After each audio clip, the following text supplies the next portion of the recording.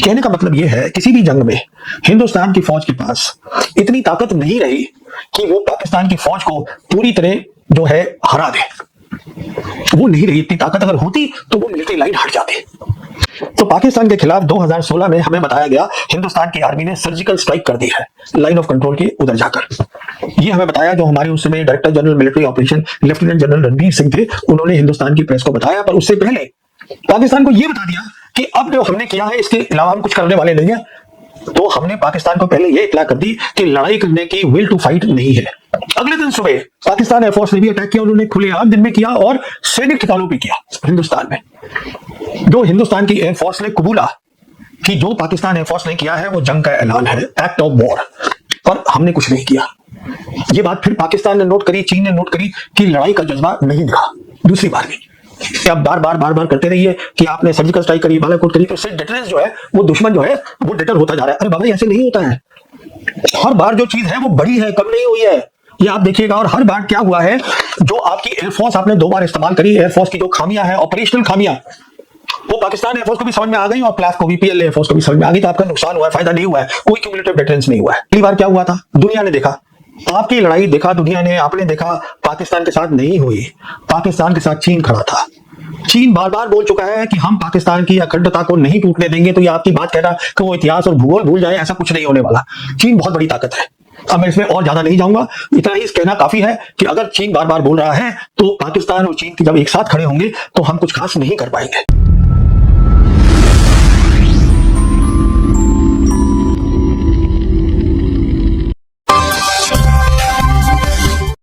नमस्कार, आज मैं बात करूंगा एक बहुत खतरनाक बयान की पाकिस्तान के लिए जो इंडियन आर्मी चीफ ने दिया है। 3 अक्टूबर को Indian army chief forward area में ट्रुप से बातचीत कर रहे थे, टेलीविजन टीम्स वहां पे थी, तब उन्होंने बयान दिया। तो जो बोला वो पूरी दुनिया ने सुना। आर्मी चीफ ने ये बोला, अगर पाकिस्तान अपनी स्टेट स्पॉन्सर्ड टेररिज्म या प्रॉक्सी वॉर को बंद नहीं करेगा तो अगली बार हिंदुस्तान की फौज संयम का इस्तेमाल नहीं करेगी, जो कि उसने सिंदूर 1.0 में किया, और पाकिस्तान को अपना इतिहास और भूगोल के बारे में सोचना पड़ जाएगा। बहुत बड़ी बात कह दी। बड़ी बात इसलिए है क्योंकि जब इंडियन आर्मी चीफ ऐसी कोई बात बोल देता है या कोई भी बात बोल देता है, ये मान के चला जाता है कि उनको अपनी सैन्य शक्ति, दुश्मन की सैन्य शक्ति, सब कुछ उनको समझ में आती है, तो उनकी बात को बहुत ध्यान से और अहमियत दी जाती है। तो उन्होंने ये बात बोल दी। तो मैं सोच में पड़ गया कि क्या कभी किसी आर्मी चीफ ने इस तरीके की बयान दिया है। तो मैं सोच रहा था, पहली बार मैंने आर्मी चीफ को देखा था आमने सामने, वो था 1978 में। आर्मी चीफ थे जनरल ओपी मल्होत्रा, टांगा वैली, जो कि अरुणाचल प्रदेश में है। तो वहां पर वो आए थे हमारे डिवीजन में। आर्मी चीफ ने बातचीत करी ट्रूप्स के साथ, उसके बाद ऑफिसर से बात करी। तो वो होता क्या है, जब आर्मी चीफ आते हैं तो 2 बातें होती है, एक तो हौसला अफजाई होती है और दूसरा ये होता है कि आपके पास क्या कमी पेशी है, कैसे आप लड़ाई को और बेहतर करें, ट्रेनिंग अपनी बेहतर करें, ये बातें होती हैं। कोई टेलीविजन कैमरा नहीं होते। और उसके बाद मैंने बहुत सारे आर्मी चीफ सुने, देखे, मिला हूं, कभी किसी ने इस तरीके का खुलकर टेलीविजन पे ऐसा कोई बयान दिया नहीं। तो इसलिए जरूरी बन जाता है कि चलिए जो आर्मी चीफ ने कहा है इसके बारे में सोचते हैं। क्या कहा है इन्होंने अल्टीमेटम दिया है कि आप प्रॉक्सी वॉर बंद करिए पाकिस्तान को। ये शुरू कब हुई? ये शुरू हुई 1990 में, जब मसला हुआ जम्मू कश्मीर में, वहां पे डिस्टर्बेंस हुई। उस समय आर्मी चीफ थे जनरल रॉड्रिक्स। उन्होंने बहुत सारी फौज को हिंदुस्तान की जम्मू कश्मीर में डाल दिया और पाकिस्तान की जो फौज थी वहां से रिएक्शन हुआ। अब यहां पे 2 बातें बोलना चाहूंगा पहले आगे चलने से। पहली बात तो ये बोलना चाहूंगा कि जब हम बात करते हैं मिलिट्री डिटरेंस की, जिसको हिंदी में बोलते हैं सैन्य निवारण, मतलब ये वो चीज है डिटरेंस जिससे कि जो आपका दुश्मन, जो आपका एडवर्सरी है, इस केस में पाकिस्तान, उसको लगे कि मैं ये पंगा ना लूं तो अच्छा है, मैं ये प्रॉक्सी वॉर ना करूं तो मेरे लिए बेहतर है, क्योंकि लड़ाई बढ़ सकती है और क्या नतीजा होगा ये कोई जानता नहीं है और मेरा भी काफी नुकसान हो सकता है। तो उसको डिटरेंस बोलते हैं। और डिटरेंस जो है वो 2 चीजों से बनता है। एक होता है कि आपकी मिलिट्री ताकत क्या है, सैन्य शक्ति क्या है, वो सैन्य शक्ति नहीं जो आप समझते हैं आपके पास है, बल्कि वो जो आपका एडवर्सरी पाकिस्तान समझता है कि आपके पास ताकत है, इसलिए मुझे पंगा नहीं लेना है। एक तो ये होती है। दूसरी होती है कि पाकिस्तान को लगना चाहिए कि आप में लड़ाई करने का जज्बा है, जिसे हम बोलते हैं विल टू फाइट। और मेरे हिसाब से इन दोनों में जब हम डिटरेंस की बात करते हैं, विल टू फाइट सबसे पहले आता है, उसके बाद आता है मिलिट्री कैपेबिलिटीज। तो एक तो ये बात ध्यान में रखिएगा। दूसरी बात ये रखिएगा कि पाकिस्तान ने जब रिएक्शन किया, रॉड्रिक साहब ने फौज को अंदर भेजा, तो उनको भी मालूम है कि हम दोनों फौजों का एक पुराना रिश्ता है, हमने जंगें लड़ी हैं। पहली जंग कश्मीर की हुई थी जब 1 जनवरी 1949 को मिलिट्री लाइन बनी जिसका नाम था सीज फायर लाइन। उसके बाद 65 की जंग लड़ी गई, 71 की जंग लड़ी गई। 71 की जंग में जो ईस्ट पाकिस्तान था वो बांग्लादेश बन गया, पर जो वेस्ट पाकिस्तान था वहां पे वो मिलिट्री लाइन बरकरार रही, उसका नाम बदल गया। सीज फायर लाइन से उसका नाम हो गया लाइन ऑफ कंट्रोल। कहने का मतलब ये है, किसी भी जंग में हिंदुस्तान की फौज के पास इतनी ताकत नहीं रही कि वो पाकिस्तान की फौज को पूरी तरह जो है हरा दे। वो नहीं रही इतनी ताकत। अगर होती तो वो मिलिट्री लाइन हट जाती। तो शिकस्त पूरी पाकिस्तान की फौज को नहीं दी गई, और ये उनको भी मालूम है, हमको भी मालूम है। तो दिक्कत क्या हुई, क्या बात हुई 1990 में कि पाकिस्तान की फौज जो है वो अमेरिका गई, उनसे बात करी उनसे, और उनको बोला कि देखिए साहब, इन्होंने फौज अंदर डाल दी है और ये अटैक करेंगे पाकिस्तान को। तो उस समय की सोच ये थी पाकिस्तान की फौज की कि हिंदुस्तान की फौज में लड़ाई करने का जज्बा है, will to fight is there. बहुत बड़ी बात है। और हमने देखा भी कि 1990s में हमने उसका नमूना दिया विल टू फाइट का, और उन्होंने भी नमूना दिया विल टू फाइट का। वो ऐसे दिया कि हमारी छोटी छोटी टीम्स जाती थी, लाइन ऑफ कंट्रोल क्रॉस करके दूसरी तरफ गए, और उनकी जो पोस्ट होती थी आर्मी की, टेररिस्ट इंफ्रास्ट्रक्चर नहीं, आर्मी की पोस्ट पे जाके हमला करते थे, और वो भी आके हमारी आर्मी की पोस्ट पे हमला करते थे। तो ये सिलसिला चलता था कि दोनों साइड पे विल टू फाइट है। ये चलता रहा 2004 तक। तब आर्मी चीफ आए निर्मल विज, जनरल निर्मल विज। इन्होंने क्या किया, इन्होंने फेंस लगा दी मिलिट्री लाइन पे, और ये कह दिया गया अब हिंदुस्तान की फौज को कि आप सिर्फ अपने एरिया में काउंटर टेरर ऑपरेशन करते रहिए। तो वहां पे ये हो गया। पर किसी भी आर्मी चीफ ने 1990 से लेकर और आज तक ये नहीं सोचा कि मैं अपनी मिलिट्री कैपेबिलिटीज को क्रेडिबल बनाऊं, ऐसी बनाऊं कि जो दुश्मन है पाकिस्तान वो प्रॉक्सी वॉर जो है पंगा लेना बंद कर दे। वो नहीं बनाई, और उनसे कभी कोई ये हिसाब मांगा नहीं गया कि साहब आपने क्यों नहीं बनाई। अब इसके बाद जो है मोदी सरकार आई। अब मोदी सरकार, हमें मालूम है, सबसे पहले वो, मैं सिर्फ पाकिस्तान की बात कर रहा हूं, मैं चीन की बात अभी कर ही नहीं रहा हूं। तो पाकिस्तान के खिलाफ 2016 में हमें बताया गया हिंदुस्तान की आर्मी ने सर्जिकल स्ट्राइक कर दी है लाइन ऑफ कंट्रोल के उधर जाकर। ये हमें बताया जो हमारे उस समय director general military operation lieutenant general Ranbir Singh थे, उन्होंने हिंदुस्तान की प्रेस को बताया। पर उससे पहले पाकिस्तान को यह बता दिया कि अब जो हमने किया है इसके अलावा हम कुछ करने वाले नहीं है। तो हमने पाकिस्तान को पहले यह इत्तला कर दी कि लड़ाई करने की विल टू फाइट नहीं है 2016 में।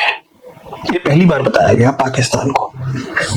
और जहां तक सर्जिकल स्ट्राइक जो कि इंडियन आर्मी ने नाम दिया था, वो बाद में ये पता चला, जो हमारे आज विदेश मंत्री हैं जयशंकर, उस समय विदेश सचिव थे, तो उन्होंने एक पार्लियामेंट्री कमेटी को बताया कि देखिए ये जो सर्जिकल स्ट्राइक है ये काउंटर टेरर ऑपरेशन है। जो पहले हिंदुस्तान की फौज इधर करती थी अपनी तरफ, अब जो है उन्होंने लाइन ऑफ कंट्रोल करके थोड़ा जाके अंदर पाकिस्तान ऑक्यूपाइड कश्मीर वहां कर दिया है, और कुछ नहीं है।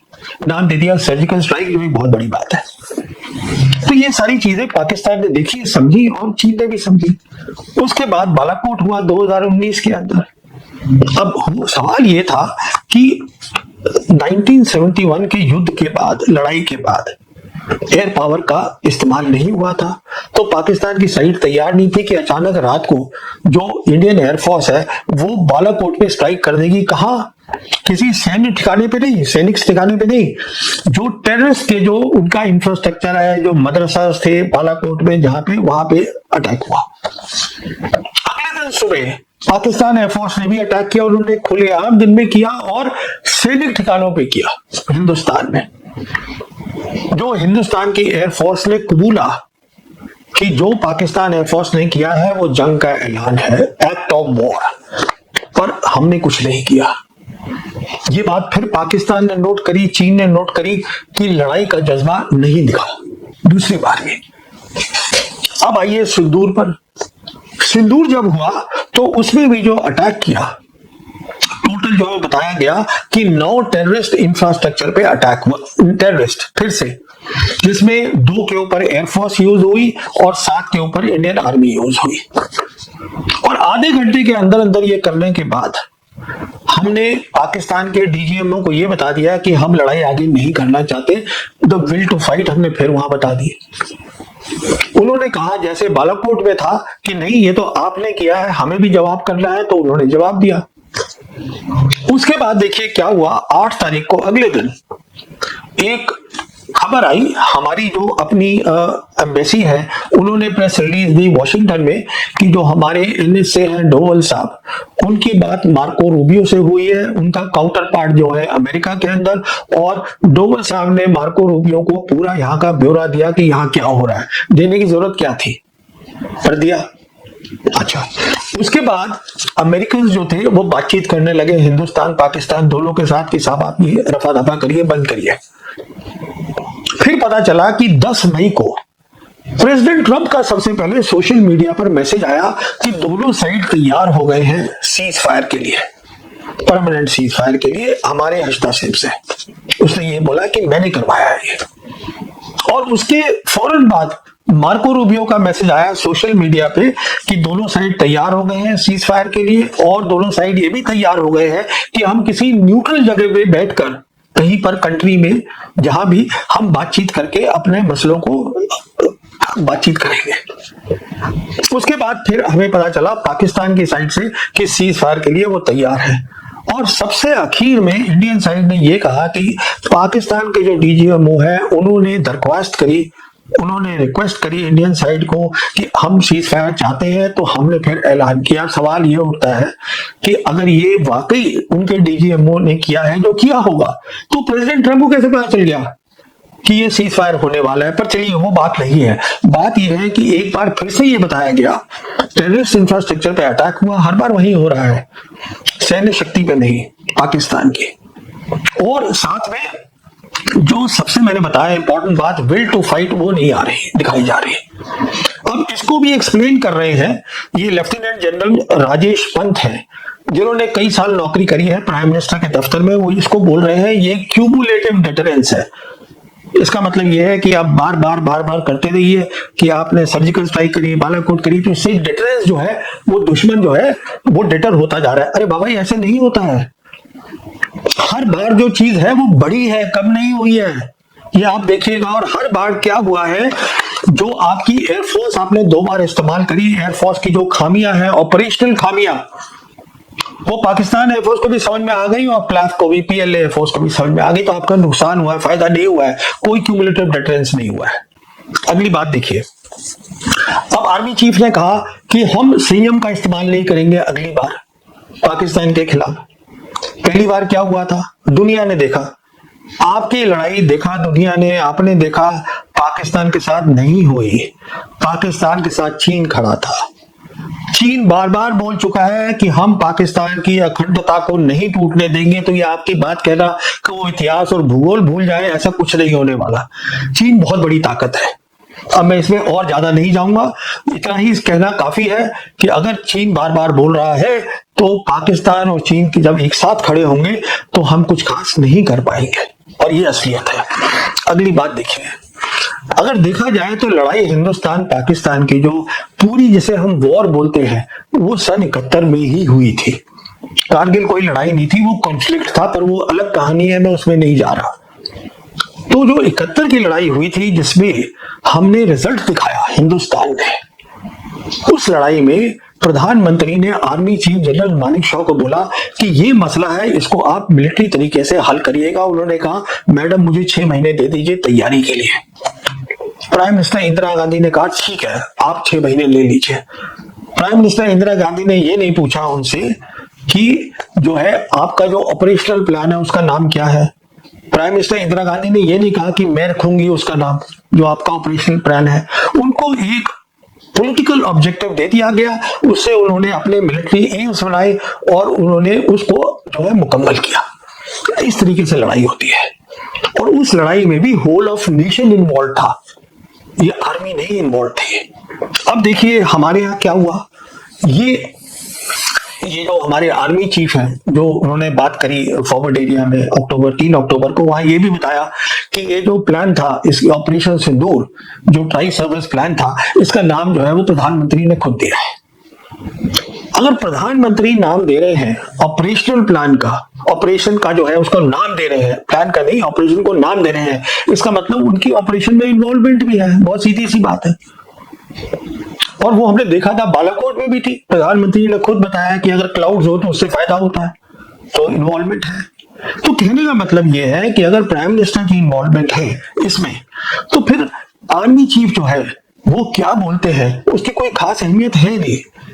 कितना वो कंट्रोल कर पाते हैं, कितना उनका कंट्रोल है ऑपरेशन पर या तीनों सर्विस का है, तो वो कम हो जाता है क्योंकि प्राइम मिनिस्टर उसको डायरेक्टली कंट्रोल कर रहे हैं। कहने का मतलब ये है ओवरऑल कि आज भी जो काबिलियत है हिंदुस्तान की फौज की और ऑपरेशन सिंदूर कोई ले लीजिए, ये नहीं है कि जो हमने सोचा है, ये देखिएगा कि जो दुनिया को लगा कि उसका नतीजा क्या है।